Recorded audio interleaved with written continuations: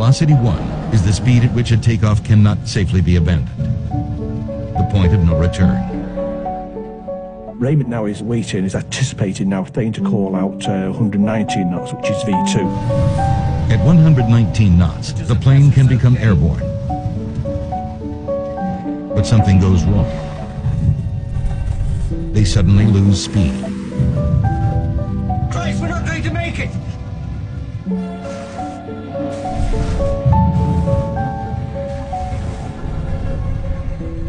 There was no screaming, there was no shouting, there was nothing like that at all. Darkness and daylight and sparks and thumps and smacks. And you just can't describe it.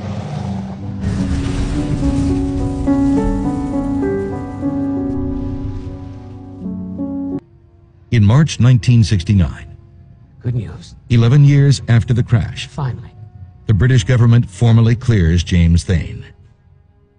Well, of course, my family are very pleased indeed. Well, he knew that obviously this was the right findings, and he was very pleased and happy because in this country he'd been exonerated. But BEA does not give him his job back. Captain Thane never flies again. In Germany, Hans Reichel and the aviation authorities never exonerate him. I think there was a huge amount of stress and strain and tension, and he died a young man. He was 54.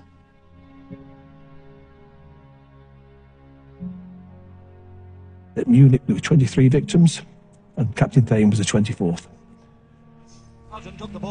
10 years after the accident that killed 8 of its players, Manchester United becomes the first English team to win the European Cup. At last, Matt Busby, the maestro of Manchester United, had groomed a team great enough to beat Europe's best.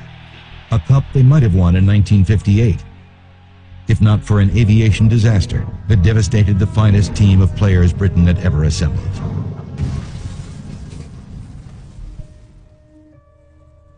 Harry Gregg continued playing for Manchester United until 1967. Now in his 70s, he dwells only on the fond memories.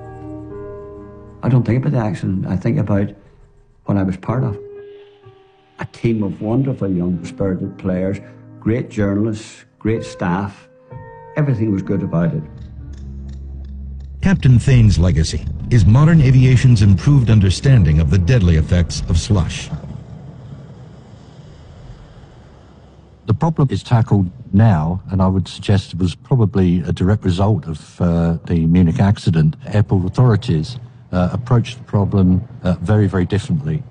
By what he did, forcing this issue, he's probably saved countless lives and prevented more than one Munich in that particular time. So, in that sense, he's to be admired for what he did in those 11 years. Mum was quoted as saying, "A man with greater integrity I will never know." But he also left an inscription for me in a book, which is the difference between the impossible and the possible is merely a measure of man's determination.